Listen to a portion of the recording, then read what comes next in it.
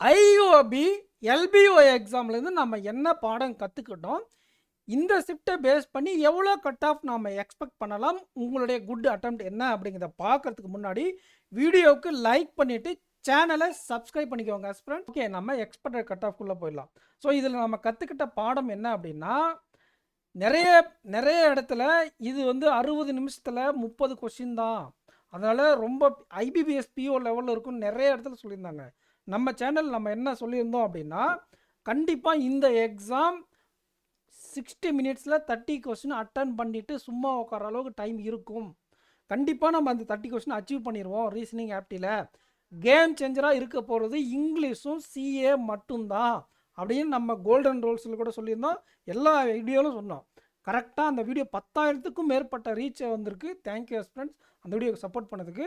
And எக்ஸாமும் அதே மாதிரி தான் வந்திருக்கு. ஓகேங்களா? அப்போ நம்ம என்ன பாடத்தை கற்றுக்கிட்டோம் அப்படின்னா, ஐபிபிஎஸ் எஸ்பிஐ பிஓ அது ஒரு லெவலில் இருக்கும். இந்த மாதிரி எல்பிஓ என்ன தான் அவங்க பேட்டர்னில் டிஃபிகல்ட் லெவல் இன்க்ரீஸ் பண்ணாலும் கேட்கக்கூடிய கொஸ்டின் என்னவோ ரொம்ப ஈஸியாக தான் இருக்கும். ஓகேங்களா?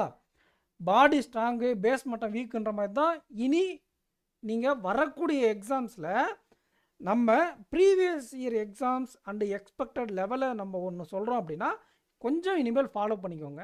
அண்டு செக்ஷனல் கட் ஆஃப் கண்டிப்பாக இதில் கரண்ட் அஃபேர்ஸில் sectional cut off major role play பண்ண போகுது.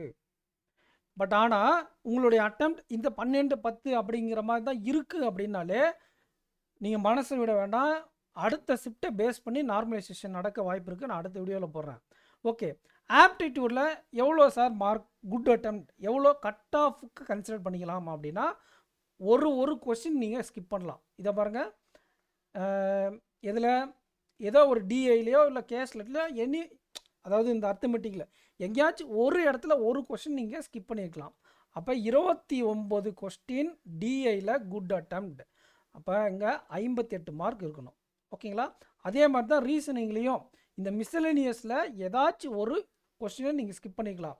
நம்ம லாஸ்ட் மினிட் டிப்ஸில் கூட அடித்து சொன்னோம். அட்டெம்ப்ட் ஆர்டர் இந்த மாதிரி சிலாஜிசம் ஸ்பீடாக போடக்கூடிய டாபிக் இன்இக்வாலிட்டி கோடிங் டிகோடிங்லாம் ஃபஸ்ட்டு அட்டன் பண்ணிவிட்டு பஸ்ஸில் அட்டன் பண்ணிவிட்டு இன்புட் அவுட்புட் அட்டன் பண்ணிவிட்டு கடைசியாக அந்த 1 மார்க் மிஸ்சலேனியஸ் வரும், அதை அட்டன் பண்ணுங்க சொல்லியிருந்தோம். அந்த 1 மார்க் மிஸ்சலேனியஸில் 1 or 2 ஸ்கிப் பண்ணியிருக்கலாம். பட் ஆனால் நிறைய 30 அட்டன் பண்ணிவிட்டு சும்மா தான் உட்காந்துட்டு தான் நிறைய பேர் சொன்னாங்க.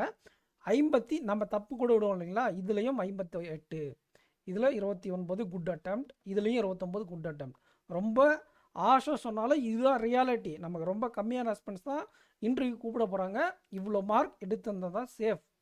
அப்படி இல்லை இதில் 1 or 2 அட்டெம்ப்ட் குறைஞ்சிருந்தால் நீங்கள் இங்கிலீஷ்லையும் சிஏலாம் அடித்து தூக்கி வச்சுருக்கணும். ஓகேங்களா? இந்த சிஏ அப்படிங்கிறது இங்கிலீஷ் அப்படிங்கிறது ஒரு பிஓ லெவலில் இருக்கக்கூடிய ஒரு பேட்டர்ன். ரொம்ப easy. Sentence improvement, word swap கேட்டிருக்காங்க, பில்லர்ஸ், கிளாஸ் டெஸ்ட், பேராஜம்பிள் கரெக்டாக போட்டிருந்தால் கண்டிப்பாக உங்களுடைய அட்டெம்ப்ட் அதிகமாக இருக்கும். ஆக சான்சஸ் ஆஃப் செலெக்ஷனும் அதிகம். ஓகேங்களா? அப்போ இங்கிலீஷில் ஒரு 25, சிஏல ஒரு 15 மார்க். என்ன சார் நான் 4 கொஸ்டின் தான் அட்டன் பண்ணேன், 5 கொஸ்டின் தான் அட்டன் பண்ணேன், நீங்கள் 15 மார்க் சொல்கிறீங்களே அப்படின்னா, நம்ம இது ப்ரிலிம்ஸ் மெயின்ஸ் அண்டு இன்டர்வியூ கிடையாது, டைரக்ட் இன்டர்வியூ. வேக்கன்சிஸ் 270 தான் இருக்குது. ஓகேங்களா? அவங்க கேட்டதே ஓரளவுக்கு அப்ரோச்சபிளாக தான் கேட்டிருக்காங்க. ரொம்ப கஷ்டமாக கொடூரமெல்லாம் சிஏ கேட்கல. அப்படி நீங்கள் உங்களுக்கு கொடூரமாக ஃபீல் ஆகிருந்தால் நம்ம கவர் பண்ணல. மே மந்த் ஏப்ரல் மந்தில் நிறைய கொஸ்டின்ஸ் கவர் ஆகிருக்கு. டிசம்பர் ஜனவரி பிப்ரவரியெல்லாம் யாரெல்லாம் ரிவிஷன் பண்ணிட்டு போனாங்க அவங்க எக்ஸ்ட்ரா அந்த 2 to 3 மார்க் எட்ஜ் எடுத்திருப்பாங்க. இந்த 260 வேகன்சிஸ்க்கு அதுவே போதுமானது. ஓகேங்களா? அப்போ கிளியர் பண்ணக்கூடிய ஆஸ்பென்ஸை தான் நம்ம கன்சிடர் பண்ணி இந்த கட் ஆஃபில் போடணும். அப்போ 15 மார்க் எல்லாம் ஆட் பண்ணால் உங்களுக்கு 26க்கு ஒரு 6, இங்கே ஒரு 5, 156, இந்த ரெண்டுங்க போட்டால் 3 ஓகேங்களா? அப்போ 156 அப்படிங்கிற ரா ஸ்கோர் எடுத்திருந்தால் இந்த ஷிஃப்ட்டில் கிளியர் பண்ண வாய்ப்புகள் அதிகம். அப்போ நம்ம எக்ஸ்பெக்டட் கட் ஆஃப் எவ்வளோ சார் இருக்கும் அப்படின்னு பார்த்தீங்க அப்படின்னா 156 இருந்து 159. ஓகேங்களா? அப்போ 156 +or-3 தான் நான் சொல்லக்கூடிய கட் ஆஃப். பட் 156லேருந்து 159க்கு மேலே இருந்தால் தான் நீங்கள் கிளியர் பண்ணியிருப்பீங்கன்ற கான்ஃபிடன்ஸ் உங்களுக்கு இருக்கணும். அதுக்கு கீழே இருந்தால் வெறித்தனமாக ஐபிபிஎஸ் பிஓ எக்ஸாமுக்கு ப்ரிப்பேர் பண்ண ஸ்டார்ட் பண்ணிவிடுங்க. புரிஞ்சுதுங்களா? கண்டிப்பாக உங்களுக்கு ஒரு 150க்கு மேலே கூட ஒரு சான்சஸ் இருக்குது. இந்த நார்மலைசேஷன் அக்யூரசி நீங்கள் எக்ஸ்பெக்ட் பண்ணதை விட அதிகமாக மார்க் வந்து கிளியர் பண்ணுற பாசிபிலிட்டிஸ்லாம் இருக்குது. அதனால தான் 156 +or-3 நான் சொல்கிறேன். பட் ஆனால் நீங்கள் இந்த 150 to 160 ரேஞ்சுக்கு கீழே உங்களுடைய மார்க் இருக்குது அப்படிங்கிற பட்சத்தில் நீங்கள் அடுத்த எக்ஸாமுக்கு நீங்கள் ஃபோக்கஸ் பண்ணணும். உங்களை நீங்கள் இம்ப்ரூவ் பண்ணுற ஸ்டேஜில் இருக்கீங்க. இன்னும் நீங்கள் இம்ப்ரூவ் பண்ண வேண்டிய கட்டாயம் இருக்குது அப்படிங்கிறத நீங்கள் ரியலைஸ் பண்ணணும். கண்டிப்பாக இது ஈஸியான எக்ஸாம். இதில் நம்மளால் இவ்வளோ மார்க் ஸ்கோர் பண்ண முடியல அப்படிங்கிற பட்சத்தில் நம்ம எந்த இடத்துல தப்பு பண்ணோம் அப்படிங்கிறத அனலைசிஸ் பண்ணிவிட்டு ஐபிபிஎஸ் பிஓவில் ஒர்க் பண்ணுங்கள். ஐபிபிஎஸ் பிஓன்றது இந்த மாதிரி எக்ஸாம் கிடையாது. ஓகேங்களா? இது வந்து டம்மி கத்தி, அது ரியல் கத்தி, கஷ்டமாக இருக்கும். அப்போ ஆப்டி ரீசனிங்கில் டிஃப்ரென்ஸ் காட்ட முடியும். இதில் நிறைய டாப்பர்ஸ் வெக்ஸ் ஆகி வருவாங்க. ஏன்னா நிறைய டாப்பர்ஸ்க்கு கரண்ட் அஃபேர்ஸ் வராது. அவங்க ஆப்டி ரீசனிங், இங்கிலீஷ் இது 3 நம்பி தான் போவாங்க. இந்த 3ல் ஏதாச்சும் 2 சப்ஜெக்ட் அவங்களுக்கு கை கொடுக்கும். ஆனால் இந்த எக்ஸாமில் அது மாதிரி டிஃப்ரென்ஸ் காட்ட முடியாது. கரண்ட் அஃபேர்ஸில் நிறைய டாப்பர்ஸ் மேபி சொதப்பியிருக்கலாம், வெக்ஸும் ஆகியிருக்கலாம். நீங்கள் கவலைப்பட தேவையில்லை. உங்களுக்கான எக்ஸாம் இது கிடையாது. ஐபிபிஎஸ் பிஓ யாரெல்லாம் கரண்ட் அஃபேர்ஸ் இங்கிலீஷ் வீக்காக இருக்காங்களோ அவங்களுக்கான எக்ஸாம் இது கிடையாது. உங்களுக்கான எக்ஸாம் அப்படின்னு பார்த்தீங்கன்னா SBI PO, IBPS PO, SBI clerk, IBPS clerk இந்த 4 எக்ஸாம்லையும் நீங்கள் ஆப்டிடியூட் ரீசனிங் இங்கிலீஷில் டிஃப்ரென்சியேஷன் காட்ட முடியும். அது நீங்கள் ஈஸியாக கிளியர் பண்ணிட்டு போயிடலாம். யாருக்கெல்லாம் சிஏ நல்லா வரும், இங்கிலீஷ் நல்லா வரும், ஒரு கஷ்டமான சம் இல்லை, ஒரு மீடியமான சம்மை என்னால் கிராக் பண்ண முடியும், இந்த 3 குவாலிட்டி இருக்கிறவங்களுக்கு தான் இந்த எல்பிஓ எக்ஸாம், ஆர்பிஐ அசிஸ்டன்ட், என்ஐஎஸ்சிஎல் அசிஸ்டன்ட் இந்த மாதிரி ஹை கட் ஆஃப் இருக்கக்கூடிய எக்ஸாம் சூட் ஆகும்.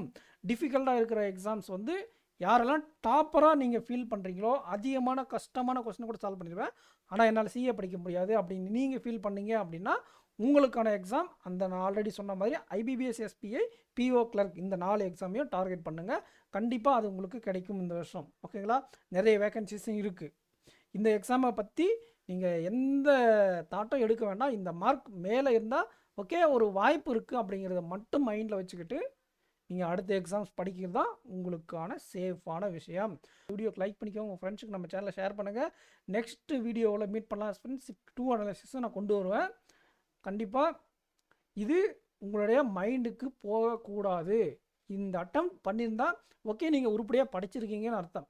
இந்த மார்க் எடுக்க முடியலன்னா நீங்கள் உங்களை இம்ப்ரூவ் பண்ணணும். இந்த மார்க் மேலே எடுத்துட்டிங்களா ஓகே நீங்கள் நல்லா படிச்சிருக்கீங்க, பட் இருந்தாலும் அடுத்த எக்ஸாம் படிங்க. ஓகேங்களா? All the best friends. IBPS கண்டிப்பாக எக்ஸாம் கிளியர் பண்ணலாம். இந்த எக்ஸாம் இதோட முடிஞ்சது. ஐபிபிஎஸ் ஃபோக்கஸ் பண்ணி அடுத்த எக்ஸாம் படிக்கலாம். தேங்க்யூ.